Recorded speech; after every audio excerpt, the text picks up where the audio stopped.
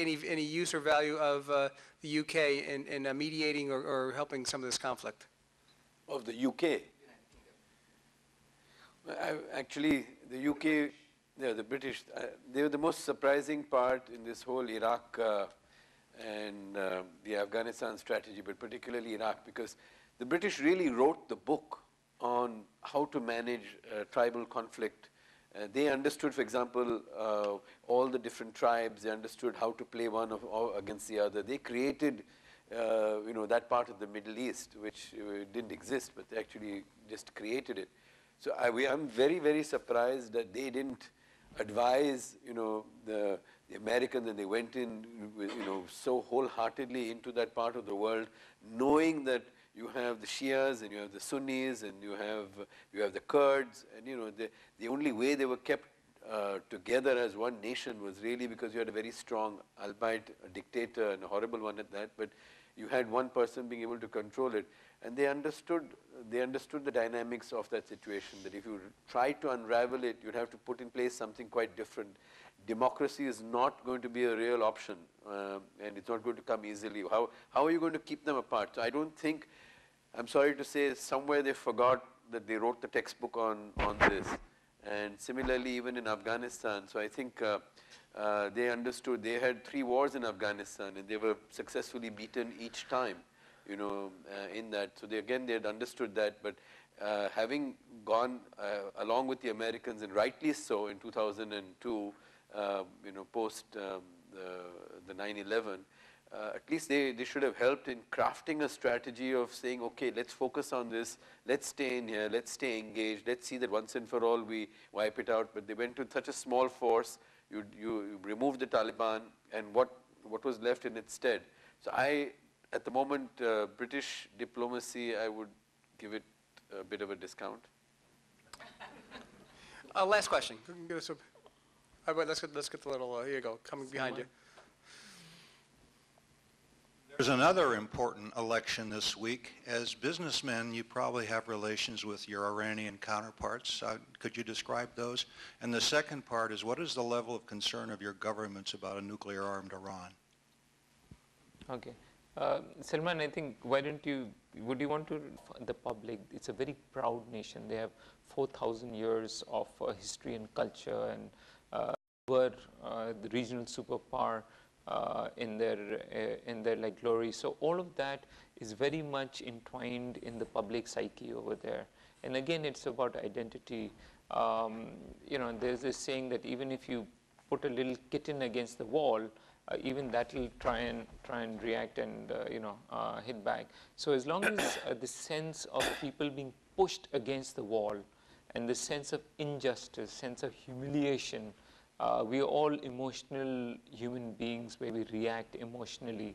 You need to understand that psyche, that whole psychology, to try and address the political issues or I don't know, military issues or whatever.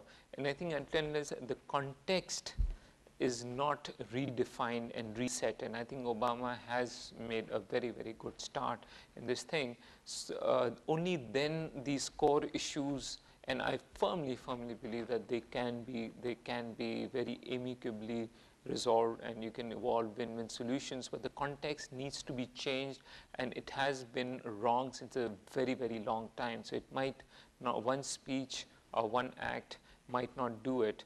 And I think, and the key again, the big advantage is that Iran has a strong democracy. So if they have a nut of a leader, once, there is a good chance that the public over a period of time will realize, will try to understand.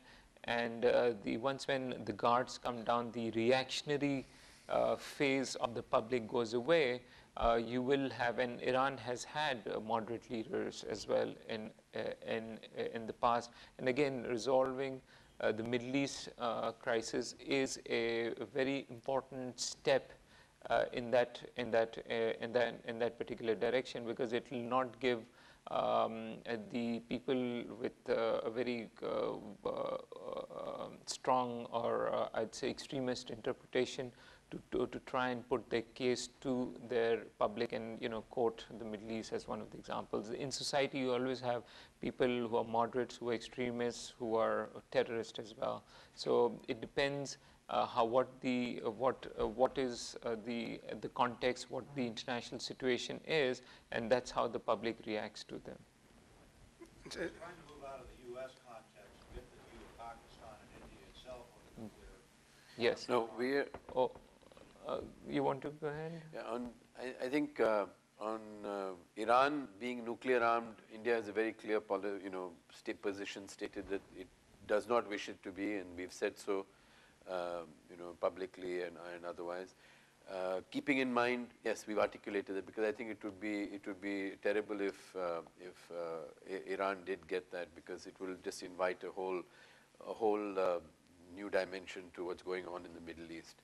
But having said that, recognizing that Iran is a superpower, and I think we're all hoping that maybe this a different leader comes so that the dialogue can continue. You really can't seem to have much of a dialogue with this guy who's currently the president, and I think he just puts everybody's back up by making idiotic statements. So I think certainly the whole world is watching, and so is India watching closely. But you have to realize that, as he said, it is a regional superpower. We do get a lot of our oil from that country. And we have we've had historically very close cultural and economic ties with Iran. It's only 3 hours flying time away from us, and it's very important. But yes, I don't think anybody would like to see it being nuclear armed. I just want to then, okay, sorry I gave you a long answer before and I misread your question. I think it's not just India and Pakistan, no country, the Arab countries, no one wants a nuclear Iran. For sure, there's no this thing, because like Suki said, it'll just change the whole dynamics. Even the political leaders within Iran, how they speak to their own public, have quite clearly said that our ambition is not to make a nuclear bomb. Even I was reading their Khatami and their religious leaders saying that having an atomic bomb is actually not very quote-unquote Islamic as well, because it's a weapon of mass destruction, etc. So yes, there is, but again, Iran's point of view that we should have a right for having nuclear energy, etc. I understand, and I mean, none of us are really privy to to exactly what's going on like inside. But I think we need to come up with a solution where the Iranian public feel that our right to have nuclear power in a certain way is recognized by the international community, and at the same time to allay some of the fears of the international community that Iran does not become a North Korea. So I think, again, there needs to be, the problem would have been tomorrow if Iran would have said, no, we are going to be nuclear, and the whole public in Iran is saying, yes, we want a bomb because we have been threatened, etc. And then here you have the West saying that, no, guys, you cannot have it. Then that would have been a completely different this thing. Nobody's talking about an atomic bomb. There is an apprehension that maybe there is debate that whether it's 3 years from now or 4 years or 2 years from now, Iran can have the quote-unquote the capability to make an atomic bomb. So I think, again, for me, I think it's just changing the whole context. If we can really do that, we might be able to solve the problem. Folks, I know this is a lunch meeting. I know many of you are coming to even another meeting tonight. So those of you that are part of the board, I wanted to, so I'm being very, very sensitive to the fact that we're a little bit over, and I don't want that to keep on going. But it was a great pleasure. Amin Hashwani, Suki Shah, and Saman Ahmed. And thank you guys so much for being here today.